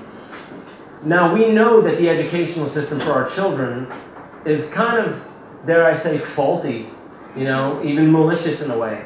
The way that our kids are educated, especially in the States, the General Education Board was started by the Rockefeller Foundation. Why do bankers, think about it, why would bankers really mandate a certain curriculum for our youth to grow up, to educate our youth? It's a form of slavery. And as Aldous Huxley said, it's a way to make you feel that your slavery is not really the slavery that you see. Well, at least we're not in chains and pounding rocks into smaller rocks, right? Aldous Huxley said, how do you get the people, and here's what we're heading towards, and getting the people to love their servitude. Give them enough toys, those big cars and those, the big house, the decorations, the TV, and the different things that you can do to distract them from the fact that they are completely enslaved to an economic system that does not serve them. And the only reason why they don't know any way out is because we're not educated enough. Unfortunately, parents don't even know how to educate their own children because they came from the same system. Think of how many generations it takes, how few generations it takes to really wipe out very important parts of survival. You know, we've survived as humanity for millions and millions of years. However, do we know how to survive anymore? Many people don't even know the importance of food, let alone how to grow it. Many people don't know what they would do if you were to put a full-grown man in the States. The average is if you just grab 15 full-grown men in the States and put them out into the middle of the woods, most of them would die of starvation. They wouldn't know how to make a fire. They wouldn't know how to get along and know what foods are good. And most of them would probably end up eating something that's poisonous or drinking water that's eventually, you know, like filled with parasites, and they don't know how to clean it out. Simple survival things that we've done for millions of years. Now look, past the Industrial Revolution, we've gotten to a point where we've bred out, since we want houses and things where we can control the climate and an environment inside. We don't even know how to regulate our own body temperature the same way that the indigenous do. We walk outside, especially in the States, you walk outside and it's, oh my God, it's freezing, I gotta hop in the car and regulate the temperature. And then I get out and I run into work where it's inside and the temperature's regulated. And then I run outside and I get back into my own house and I put something warm on and I sit in front of the fireplace and I watch TV. And then I go to bed and I wrap myself in mounds and mounds and mounds of blankets. Think of how little we know how to regulate our body temperature. Now think of how important that is for our survival. Now that's just one small example, and I don't mean to go off on a tangent again, but these are the simple things that I'm talking about. One reason why I love going swimming in cold, refreshing, natural bodies of water is because after a few weeks, Barbara and I noticed that we would wake up and go swimming in cold, freezing water, like where the waterfalls and the rock pools are. And you realize the first couple times, you're like, oh, I don't even want to step in it. And then after a few weeks of it, you're just like, I never want to get out of this type of water.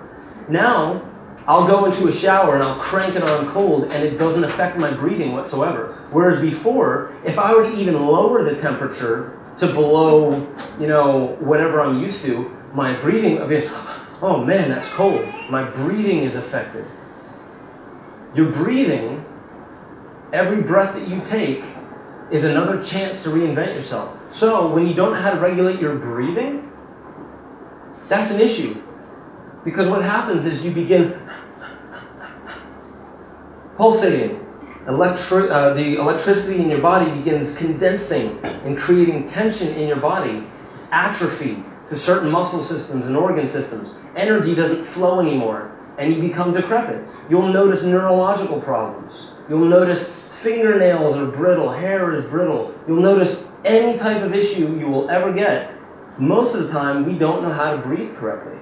And so, getting back to the temperature thing, think about it. In just a few amount of generations, I believe in the United States, it was either the Cherokee, I believe it was the Cherokee. There was a letter written to a politician from one of the Cherokee members that basically said, I'm not even going to tell you to stop raping our land and raping our women and destroying the name of the indigenous people and calling us thieves. Here, I'm just going to tell you how you've got it wrong. You guys don't know how to walk across the earth. You always pad yourself to separate yourself from the earth.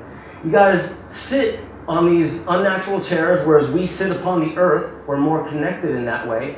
Also, when you sit, and even when you just bow over like this is how everybody prior to the invention of the toilet used to take a crap. There's actually a problem when you don't bend over enough because it causes a kink in not the sigmoid, I forget the last part of the colon. It creates a kink. You can have colon cancer because you're not literally taking a shit correctly. And this is what the Cherokee chief was saying. He was saying, you guys don't know how to regulate your body temperature. You guys are always freezing, always covering yourself up from the elements. You're always blocking yourself out of the elements. You don't know how to walk across the earth softly and listen to the message of every single step. Every time you're stepping on the earth, are you off somewhere else? Or are you actually listening to the earth with your feet? Listening to the trees with your hands? Right? This is what the indigenous were saying. So when I'm speaking about real ways to get back to the core issues, when I'm speaking about the inner work, I'm really talking about those types of things. Survival. Do we even know how to do it anymore? Because I believe that along with our ability to know how to survive and regulate our body temperature, the essence of knowing how to survive spiritually has also been lost. Consciously, that's also been lost. And the fact that we have all this entertainment and things to block our mind from being able to go inward and find silence, all the noise that's out there, every time you're at a party, it's not just the physical noise, it's the fact that people are up in your face and they're walking around and you have all this stuff going on and you don't know how to make sense of it, and then you get home and then you're watching TV. That's not quiet. And then you lay in bed where it is quiet and your head is ringing and ringing and ringing and you can't even get to sleep. Okay, enough of the tangent. Is there anything more that we can say that we can start doing pretty much immediately just by combining forces within the community? No? Well, obviously, we want to look at, some of the extremely important things out there. Water. The way that, water comes into our house, can't say much about it because it's really rudimentary. There's a lot of 90-degree angles that your water has to go through. The piping systems, nobody goes in there and cleans out the piping system, so all the sediment from the dirty water is getting clogged in the pipes themselves. Okay? And that's not how water flows. 90-degree angles, water doesn't flow like that. There's actually a reason why nature and all the curves and the flowing and the spiraling and the splashing of water mixing with the air, it structures and energizes itself. But when it's in the piping system, all it's exposed to is the message of past dirty water. So the thing is there's an issue with water, whether we know how to get rid of it or not. There is an issue with being able to get clean water. And another thing is the education. Most people don't even know why it's important not to drink straight tap water. Most people don't know that. And most people can't even taste the difference until you've gone off of tap water for a while, and then you realize there's something horribly wrong in the tap water. Parasites, cadmium, aluminum, lead, birth control, lithium, antidepressants, fluoride. The list goes on and on and on and on. It just keeps going on and on. There's a problem with our water. That needs to be addressed. Every community, that should be one of the water, food, and air, obviously, should be one of the main things that we're focusing on.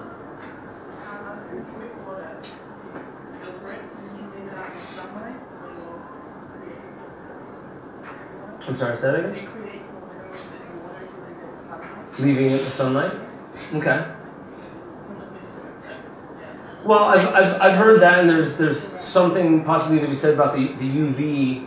She was saying filtering the water and then leaving it out in the sunlight. It's possible. I mean, I know that the natural way that the earth filters water used to distill water. The dew that forms on let's say like rocks and leaves and things like that, as you're walking around at the beginning of the day, dew is actually distilled water. Rainwater is supposed to be distilled. Now, because of all the chemtrails in the air, it comes down in the rainwater, meaning standing out in the rain isn't always the most refreshing thing to do, because that's how all those chemtrails get to the earth. What? Yeah, exactly. Exactly. The heavy metals. Heavy metal toxicity could be directly from your rain. And unfortunately, I mean, now, obviously, we have to take this in stride. We can't freak out about this and be like, we have to change all of this at once. But your plants, you're feeding your garden also with the rainwater. So, another thing is in our health, one thing that we could look at is the health of the community, because we don't live in the same kind of world that we used to. There's far more pollutants in our air, in our water, and in our food. So the thing is we can still deal with toxicity in our food. We can still deal with pathogens. Your immune system is supposed to be able to deal with that. But you really need to pay a lot more attention to health. One thing about detoxing heavy metals, like infrared saunas, getting down into the bone and actually mobilizing, exercising as much as you possibly can, drinking a lot of very good filtered distilled water. You know, the best type of water that you can get, it doesn't have to be distilled, because the thing with distilled water is it bonds with inorganic material. It's unstable, so it has to bond with something.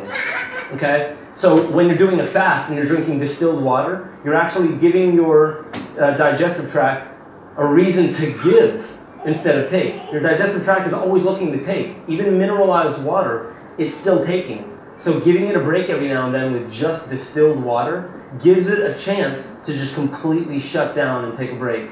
But drinking enough water, breathing properly, respiration, perspiration, defecation, and urination, the 4 channels for toxicity to leave the body.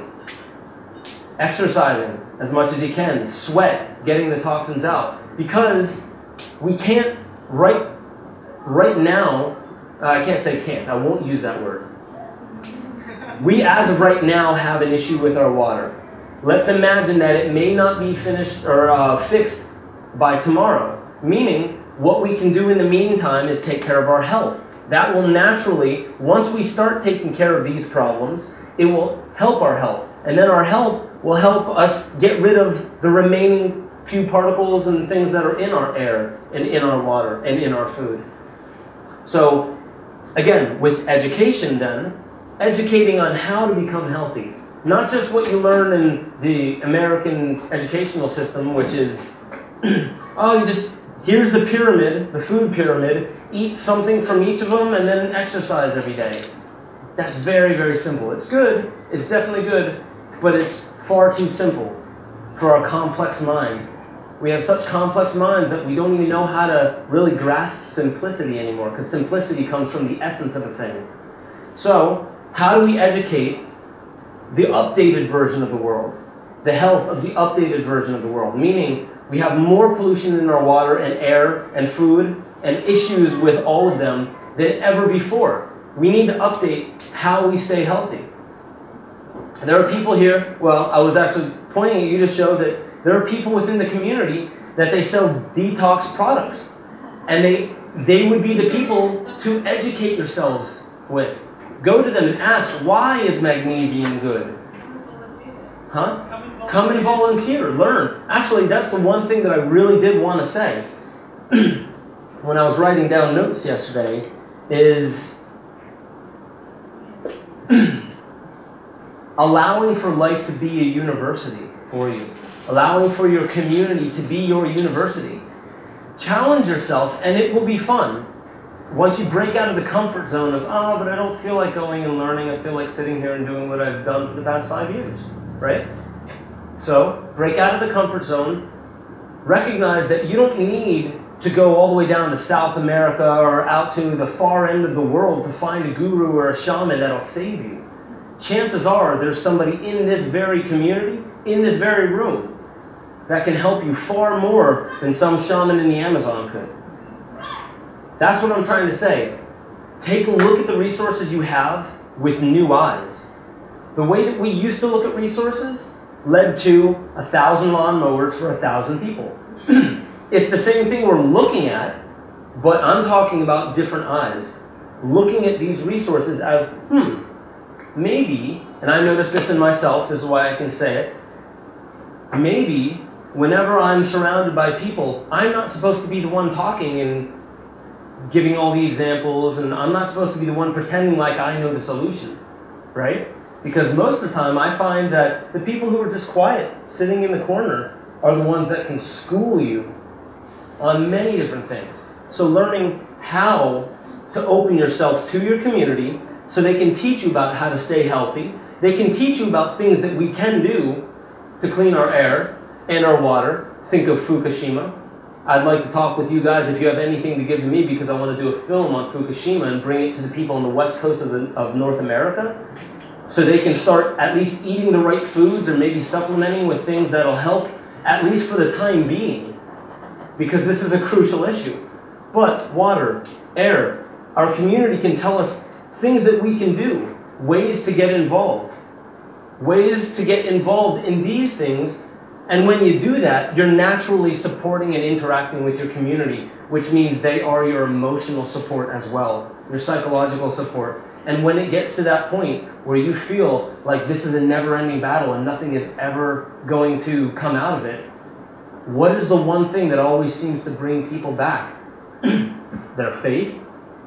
Doesn't matter if it's a spiritual or religious faith, or other people in your community. Wise words from people in your community. And I know there was an example. I used to listen to Christian radio when I was going through a very odd period of my life. I wasn't Christian, but I recognized that everything that they were saying resonated with me. And I was like, why did I make fun of these people so much? They were talking in a language that I just wasn't listening in. I was listening in this atheist, I know everything, science can take care of everything, the abstract, the beyond, all of that, that's just wishful thinking, that's just something to make you feel better about yourself. Wrong. I was listening to this radio station and they would allow people to call in and say how the Lord Jesus Christ saved them. And I always used to find that to be so obnoxious or so contrived until I listened to what they were, the essence of what they were saying. This one woman rang up and was just like, I just want to say that I have been completely renewed in my faith. I'm a single mother.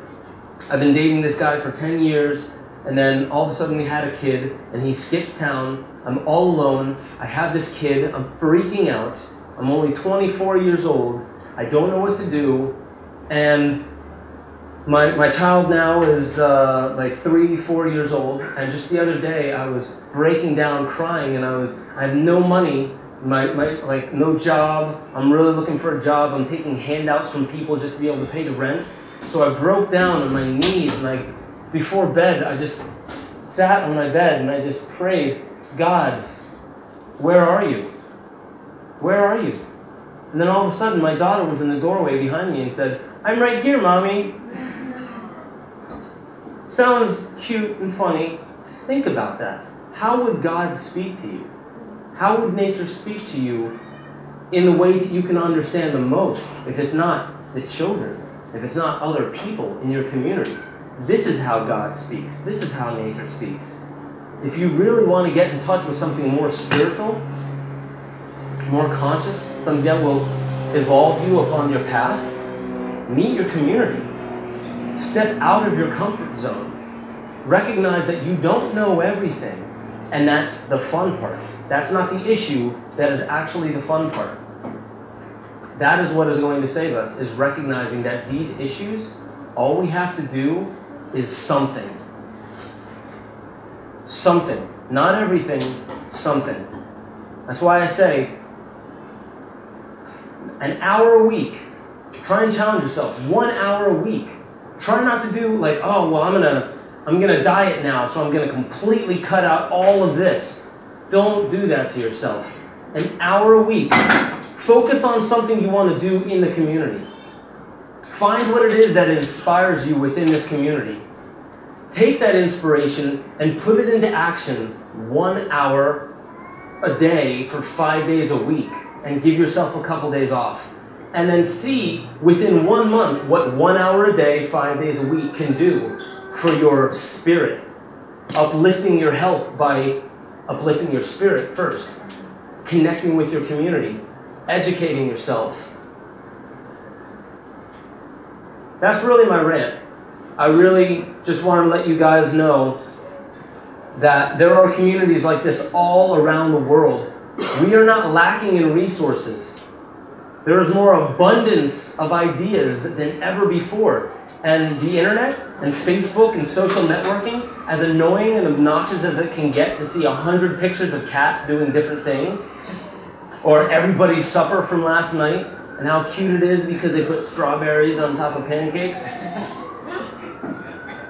That is one of the quickest ways to share amazing ideas to the world. But, getting back to art, how do you share it? How do you deliver that message? The one thing I've noticed with art is you're not telling people things. People don't like to be told things. Like in the movies, there's a reason why you don't have people saying, like, telling you, oh my God, this is what we have to do, and then we're going to do this because this would happen if that happened, and yada, yada, yada. You don't want to talk like that. You're not telling the audience how the characters are going to make it out of the issue. You're letting the audience be a part of it, and they're discovering it with the characters. So that's the thing. Art, and great art, like great documentaries, great books, great speeches, great music, great ways of just expressing yourself with one another. Here's another form of art. When somebody comes to you and they're breaking down in tears because they're just having a meltdown about all the issues that they're dealing with in their life, here's an artistic way of approaching it. Be with them. You don't have to say anything. Just your presence is an art form. How do you say less to actually say more? That's an art form. Art, using Facebook and using YouTube to get amazing messages across, it's not telling people like, this is what happened on 9/11 and this is what you should be doing for it and this is what we're going to be doing about pollution in the water and air, and if you don't, you're stupid. You guys are absolutely idiotic. Let's scream into a megaphone and distract everybody so everybody's paying attention to me and just me because I have the answer. Even if you do have the answer, nobody wants to listen to it because it's delivery.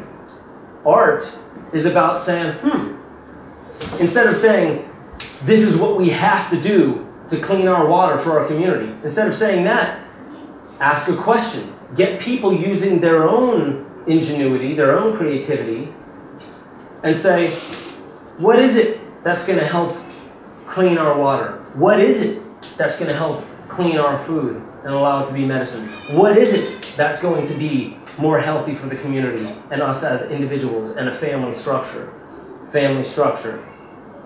What is it that's going to clean the air?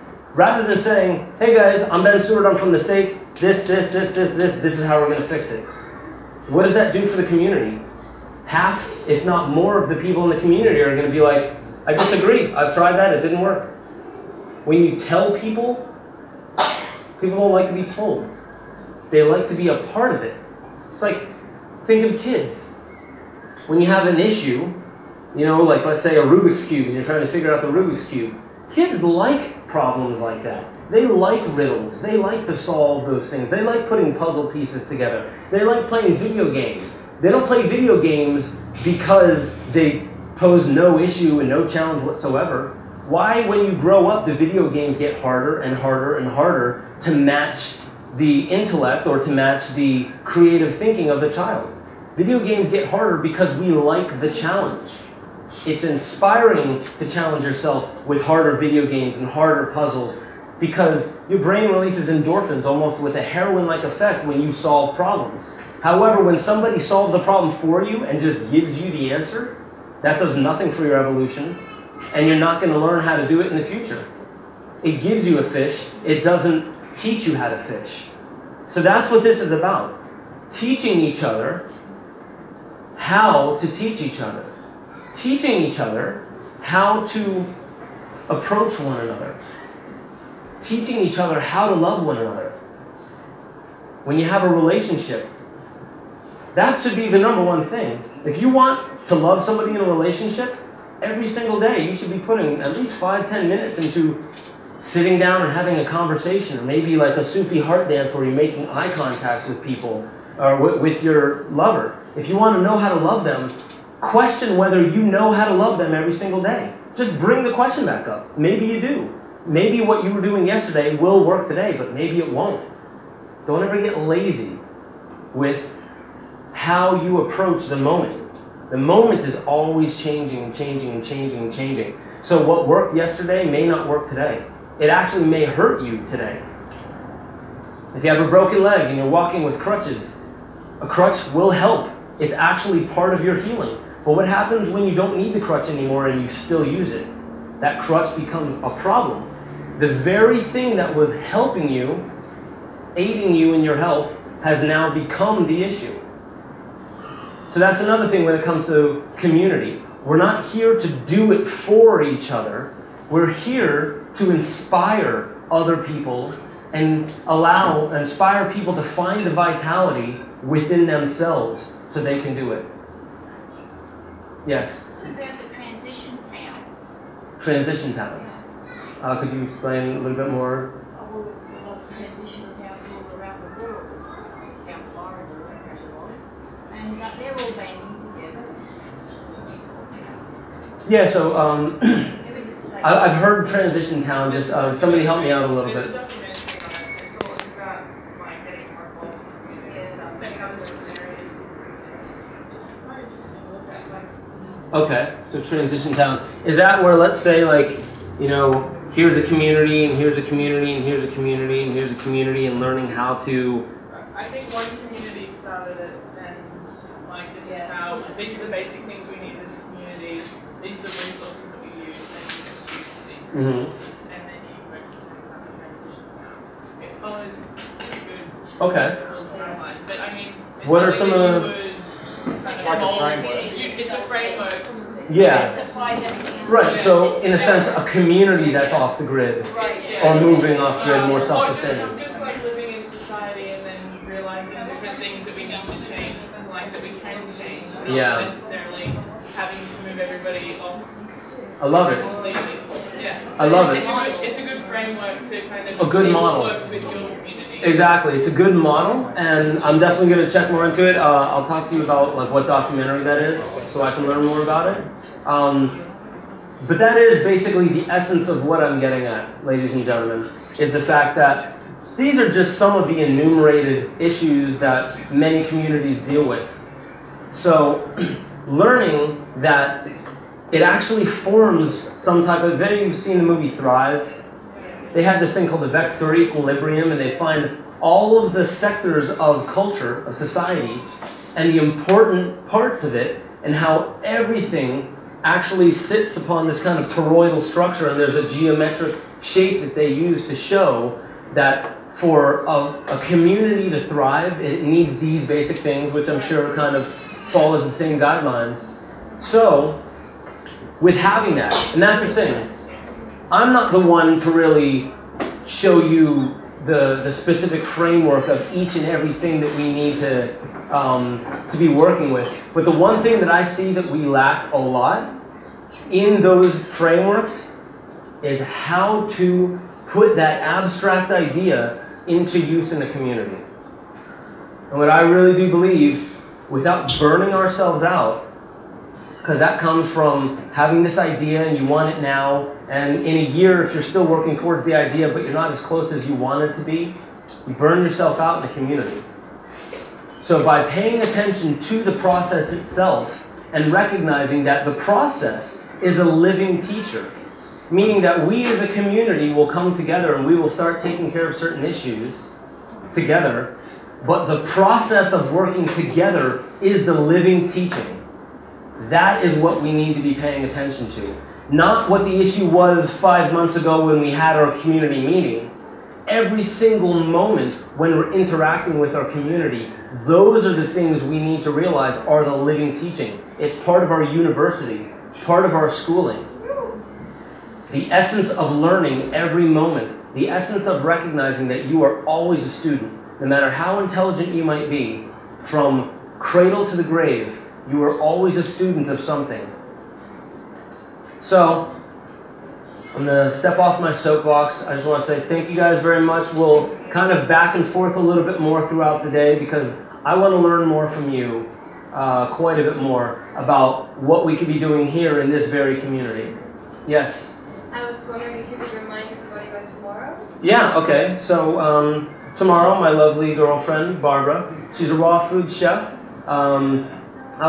She at some point maybe even can talk to you guys about a little bit of what she's done, actually the experience that she's had. But she's going to be holding a raw food lunch tomorrow from 11 to 3 in Currumbin Valley. And, I'm sorry? Where? 748 Currumbin Valley, or Currumbin Creek Road. 748 is just past Nichols Crossing, the bridge, Nichols Crossing, past Teller-Budger Connection, past Nichols Crossing, and then just past that bridge of Nichols Crossing, you'll see a bunch of letterboxes on the right with a red letterbox. 748, you go in there, you'll find it. But you gotta let me know, so Yeah, speak with Barbara. It's a class and a lunch, and it's a get-together, so it'll take about 4 hours. So if you want to join, that'd be great. Just let me know, and I'll make sure you're in. Yeah. So definitely speak with her about that. You're going to get to not just watch somebody doing something, but you'll be able to, am I correct? Yes. You will be actually working with the raw foods and creating your own meal, and then you get to eat it. What do you know? How simple is that? How simply you can make amazing foods with just raw ingredients, amazing, organic, clean, raw foods. So thank you guys so much for